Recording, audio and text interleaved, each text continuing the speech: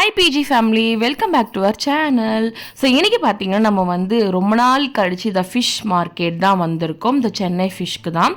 So இப்போ வந்து பார்த்திங்கன்னா கவர்மெண்ட் வந்து தடை போட்டிருக்காங்க மீன் பிடிக்கக்கூடாதுன்னு சொல்லிட்டு. ஸோ இந்த டைமில் மீன் ரேட்லாம் எப்படி இருக்குது, கம்மியாக இருக்கா, இல்லை மீன் எத்தனை மீன் தான் இருக்குது அப்படின்னு சொல்லிட்டு பார்க்கலான்னு சொல்லிட்டு வந்திருக்கோம். ஸோ அதே மாதிரி நம்ம வீட்டுக்கும் வாங்க வந்திருக்கோம். ஸோ புதன்கிழமை டைமில் தான் நாங்கள் போயிருந்தோம். ஸோ நாங்கள் போகிற டைம் பார்த்தீங்கன்னா கிட்டத்தட்ட ஒரு 9 o'clock மேலேயே ஆயிடுச்சு. ஸோ எப்போவுமே ஃபிஷ் பார்த்தீங்கன்னா 5 o'clockலாம் வாங்குவோம். அந்த டைமில் தான் கூட்டமாக இருக்கும். ஆனால் நாங்கள் இந்த டைம் போகும்போது பார்த்தீங்கன்னா 9 o'clock ஆயிடுச்சு. ஸோ அதனால தான் அந்தளவுக்கு கூட்டம் இல்லை. பட் ஆனால் கூட்டம் இருந்தது, அந்தளவுக்கு இல்லை. ஸோ ஒரு ரேட்டாக கேட்டுகிட்டே போகலாம், என்னென்ன ரேட்டில் இருக்குது சொல்லிட்டு பார்த்துட்டே போயிருந்தோம். ஃபஸ்ட்டு பார்த்தீங்கன்னா அந்த ப்ரான் சைட்லாம் போய் பார்க்கலாம் அப்படின்னு சொல்லிட்டு பார்த்தோம். நிறைய மீன் இருந்துச்சு. சங்கரா, காணாங்கத்தை, கிழங்கா மீன், நண்டு, ப்ரானு, நெத்திலி எல்லாமே இருக்குது ஃப்ரெண்ட்ஸ். ஸோ எப்போவுமே சண்டே டைமில் போகிறத விட இந்த மாதிரி வீக் டேஸில் போனீங்கன்னா மீனோட ரேட் வந்து பார்த்தீங்கன்னா இன்னுமே கம்மியாக இருக்கும். ஸோ 5 o'clockலாம் பார்த்தீங்கன்னா நிறைய வியாபாரிலாம் வாங்கிட்டு போயிடுவாங்க. நம்ம கொஞ்சம் லேட்டாக போனாலுமே நம்மளுக்கு மீனோட ரேட் வந்து கொஞ்சம் கம்மியாக இருக்கும். ஏன்னா அவங்க கடை க்ளோஸ் பண்ணுன்றதுக்காகவே சீக்கிரமாக வந்து மீனோட ரேட்லாம் கொஞ்சம் கம்மி பண்ணி கொடுத்துருவாங்க.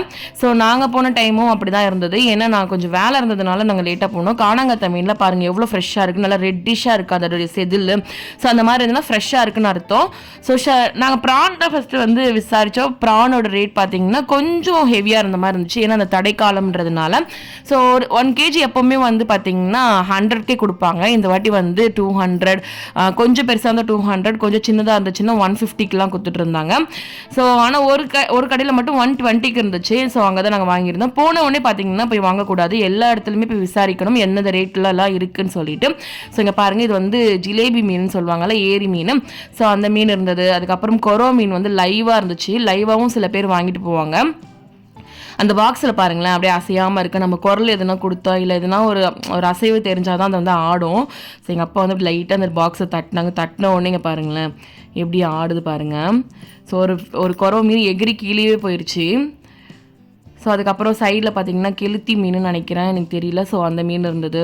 அதுக்கப்புறம் நிறைய மீன் இருந்துச்சு ஃப்ரெண்ட்ஸ். நாங்கள் வந்து காணாங்கத்தா மீன், அதுக்கப்புறம் பாறை மீன் வாங்கலான்னு போனோம். பாறை மீன் பார்த்தீங்கன்னா கிலோவே வந்து 100 ரூபா தான் சொல்லியிருந்தாங்க. ஸோ இது வந்து பெரிய பாறை கிடையாது, ஓரளவு நம்ம ஒரு உள்ளங்கை சைஸ் இருந்துச்சுன்னு வச்சுக்கோங்களேன். கொஞ்சம் மீடியமான பாறை மீன். அது வந்து 100 rupees-ஆ, 100 கூட இல்லை, 80க்கு தான் கொடுத்தாங்கன்னு நினைக்கிறேன். ஸோ 80க்கு கொடுத்தாங்க. 1.5 கிலோ வந்து 120 அவ்வளோ சொன்னாங்க. நாங்கள் வந்து 100க்கு கேட்டு வாங்கினோம். ஸோ நீங்கள் பேரம் பேசலாம் ஃப்ரெண்ட்ஸ், கொஞ்சம் கம்மி பண்ணுங்க அப்படிலாம் கேட்டிங்கன்னா கம்மி பண்ணி தருவாங்க. அதுக்கப்புறம் கிழங்கா மீன்லாம் இருந்துச்சு. எனக்கு கிழங்கா மீன் தான் பர்சனலாக ரொம்ப பிடிக்கும். அது கிழங்கா மீனில் குழம்பு வச்சாங்கன்னா அவ்வளோ டேஸ்ட்டாக இருக்கும். ஆனால் அதில் கொஞ்சம் முள் அதிகமாக இருக்கும், பட் டேஸ்ட் வந்து சூப்பராக இருக்கும். அது கூட பெரிய முள்ளால் குட்டி குட்டி முள்ளாக தான் இருக்கும். எல்லாம் மென்று சாப்பிட்டோன்னா அது வந்து அந்த அளவுக்கு கூட தெரியாது. ஸோ அப்படியே சைடில் பார்த்தீங்கன்னா நிறைய மீன் இருந்தது. என்ன மீன், இது வந்து கோலா மீன் இருக்குது. அதுக்கப்புறம் பார்த்தீங்கன்னா சூர மீன் சொல்லுவாங்க, டூனா ஃபிஷ்ஷு. ஸோ வெளிநாட்டிலலாம் இந்த மீன் தான் நிறைய வந்து கிடைக்கும். அதோட டேஸ்ட் ஆனால் எனக்கு பிடிக்கல ஃப்ரெண்ட்ஸ். அதோடைய ஸ்மெல் வந்து எனக்கு பிடிக்கல.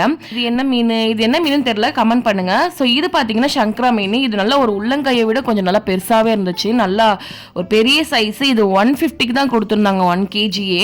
ஸோ இதில் ஒரு 1 kg நாங்கள் வந்து வாங்கியிருந்தோம். ஸோ நம்ம வந்து கேரி பேக் எதனா எடுத்துகிட்டு போகணும், நாங்கள் கவர் கொடுக்க மாட்டாங்க. ஸோ ஆல்ரெடி நான் வீடியோ சொல்லியிருப்பேன், ஏற்கனவே வந்து நான் வானகரம் வீடியோ வந்து நான் போட்டிருப்பேன். அதுக்கப்புறம் கிழங்கா மீன் வாங்கியிருந்தோம். கிழங்கா மீன் வந்து 1.5 கிலோ 100 ரூபான்னு சொல்லி வாங்கியிருந்தோம். ஸோ அதுவுமே வாங்கியாச்சு.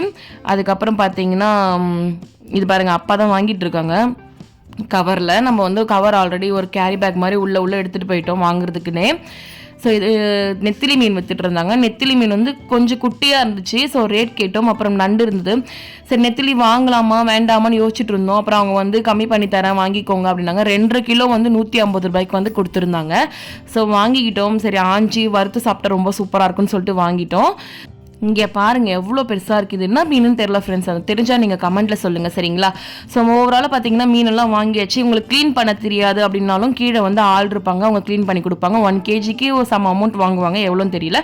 ஸோ இந்த வீடியோ உங்களுக்கு யூஸ்ஃபுல்லாக இருக்கும்னு நினைக்கிறேன். இந்த வீடியோ யூஸ்ஃபுல்லாக இருந்துச்சுன்னா நீங்கள் ஒரு லைக் கொடுங்க. ஸோ இன்னொரு இன்ட்ரெஸ்டிங்கான வீடியோ நெக்ஸ்ட் வீடியோவில் பார்க்கலாம். ஸோ தேங்க்யூ ஃபார் வாட்சிங், பாய்.